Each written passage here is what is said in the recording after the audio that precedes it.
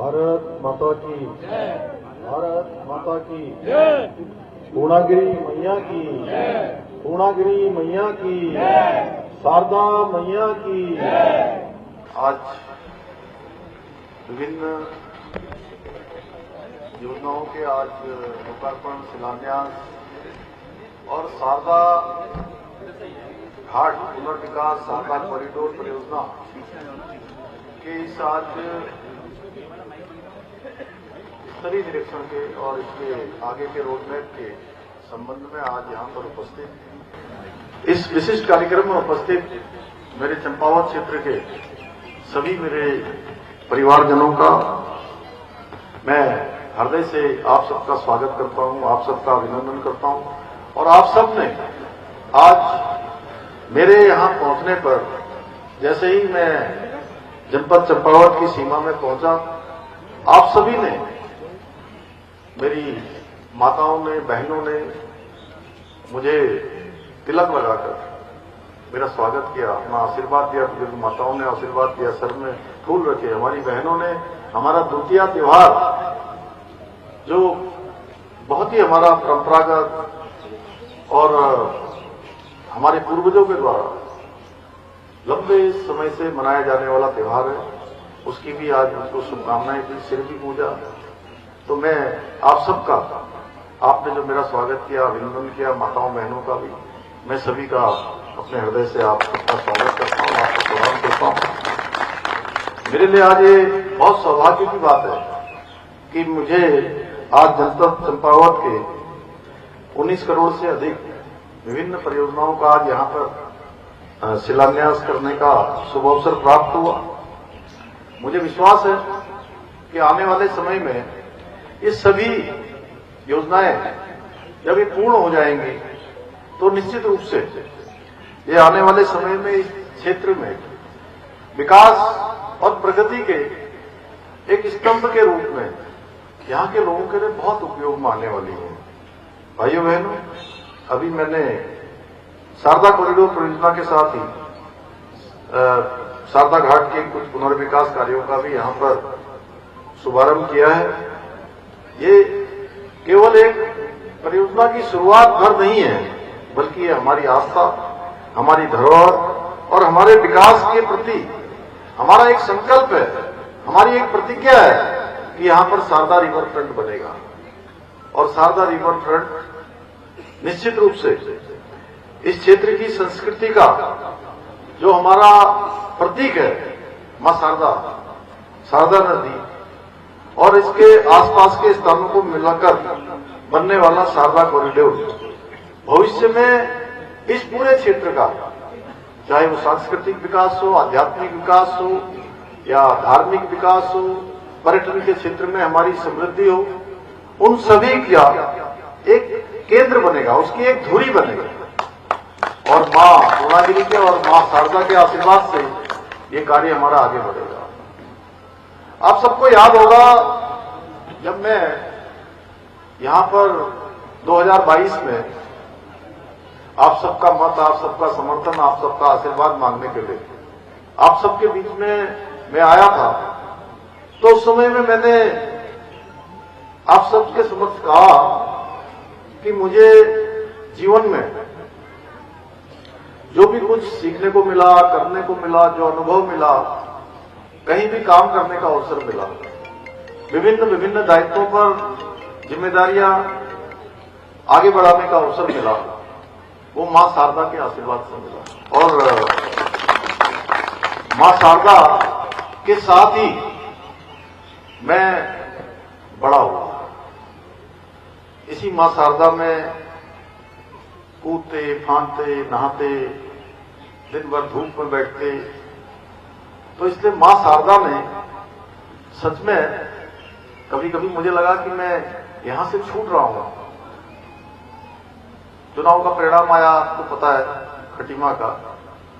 तो मुझे लगा कि मैं शारदा से दूर चला जा रहा हूं। मैं दोबारा मेरे केंद्रीय नेतृत्व ने, मेरी पार्टी ने मुझे फिर से मुख्यमंत्री की जिम्मेदारी दी, लेकिन मां शारदा ने मुझे अपने से दूर नहीं किया।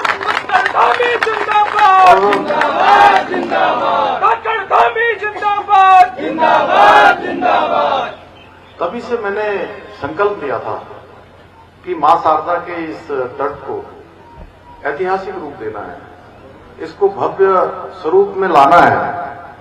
और मेरा मन ये सोचकर अत्यंत भाव विभोर हो जाता है जब मैं मां शारदा का स्मरण करता हूं, मां गंगा का स्मरण करता हूं, मां शारदा का स्मरण करता हूं, यमुना जी का स्मरण करता हूं।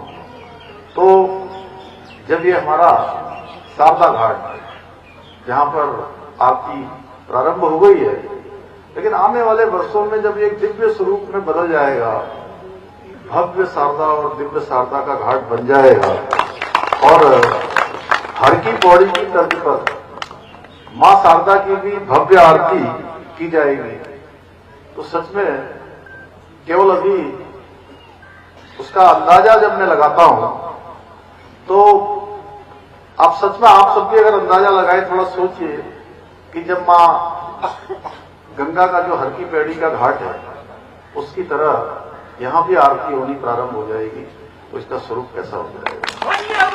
धन्यवाद स्वामी जी का, धन्यवाद धन्यवाद स्वामी जी का, धन्यवाद। भाइयों बहनों, एक और जहां ये कॉरिडोर धार्मिक पर्यटन के केंद्र के रूप में विकसित होगा, वहीं इसके निर्माण हो जाने से हमारे क्षेत्र के स्थानीय युवाओं को, व्यापारियों को, आसपास के क्षेत्र को, लोगों को बहुत सारे नए रोजगार के अवसर उनको प्राप्त हो जाएंगे, नए अवसर सर्जित हो जाएंगे। इसके अलावा शारदा कॉरिडोर भारत नेपाल मैत्री का भी एक आध्यात्मिक सेतु भी बनेगा, दोनों देशों को जोड़ने में भी इसकी बहुत महत्वपूर्ण भूमिका होगी। आज मैंने लैंड पोर्ट बनबसा का भी निरीक्षण किया है। ये एक ऐसी परियोजना है जो उत्तराखंड और नेपाल के बीच परस्पर सहयोग के नए युग का सूत्रपात होगा। अभी तक जहां प्रतिदिन नेपाल जाने वालों और आने वालों की संख्या 2, 2,500, 3,000 होगी, इसके बन जाने के बाद ये संख्या 10-12 हजार पहुंच जाएगी प्रत्येक दिन। और जो 1,000, 1,500, 2,000 वाहन आज जाते होंगे, ये वाहनों की संख्या भी 100-200 बड़े वाहन जाते होंगे। आने वाले समय में ये संख्या हजारों में पहुंच जाएगी, हजारों में बड़ा लैंड पोर्ट बन जाएगा। और जब ये प्रारंभ हो जाएगा लैंड पोर्ट, तो भारत और नेपाल के बीच व्यापार और यात्री आवागमन के एक आधुनिक केंद्र के रूप में भी ये काम करेगा। भाइयों बहनों, ये हम सभी का सौभाग्य है कि जिस देवभूमि उत्तराखंड में हम सब ने जन्म लिया है, जिसके कण कण में देवताओं का वास है, और हर एक स्थान जहां भी आप जाइए कोई न कोई देव स्थान होगा, देवों की कृपा से आच्छादित होगा।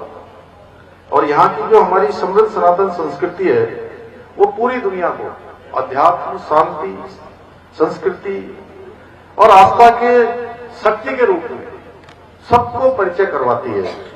आदरणीय प्रधानमंत्री श्री नरेंद्र मोदी जी के नेतृत्व में हमारी सरकार देवभूमि उत्तराखंड की सांस्कृतिक विरासत को सुरक्षित रखने के साथ साथ पौराणिक जो हमारे धार्मिक स्थान हैं, उनके संवर्धन के लिए, उनके पुनर्निर्माण के लिए संकल्पबद्ध होकर काम कर रही है।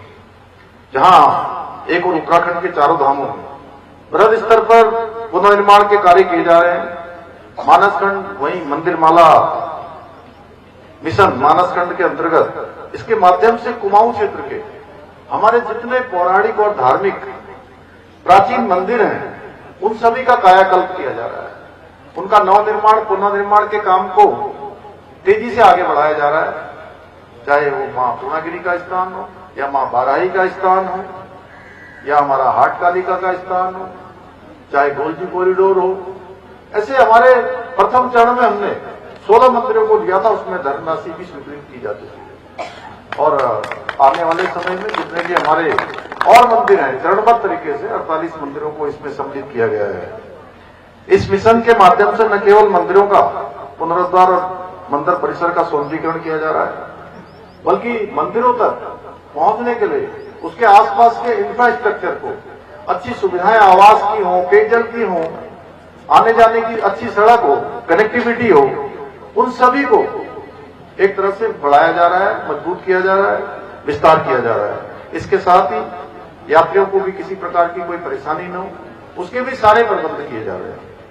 एक और जहां पूर्णागिरी और रणकुंची मंदिरों में वन सूचना केंद्र, सहायक सुविधाएं और बुनियादी ढांचे का नवीनीकरण किया जा रहा है, वहीं बूम, धूलीगाड़, खालडूंगा और चूका में इको रिजॉर्ट विकसित करके पर्यटन एवं आर्थिक विकास को बढ़ावा भी दिया जा रहा है।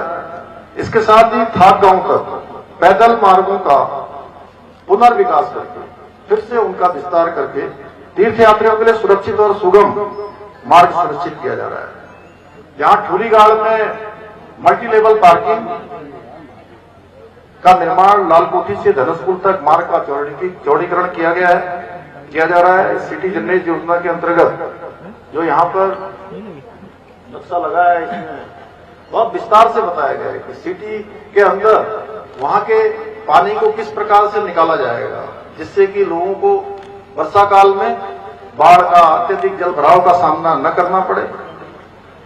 सिटी ड्रेनेज योजना के तहत जल निकासी सुधार कर बाढ़ जैसी समस्याओं को कम किया जा रहा है। सरकार द्वारा मां पूर्णागिरी धाम को धार्मिक पर्यटन को बढ़ाने के लिए, श्रद्धालुओं की सुखद यात्रा सुनिश्चित करने के लिए रोपवे निर्माण के दिशा में भी काम किया जा रहा है।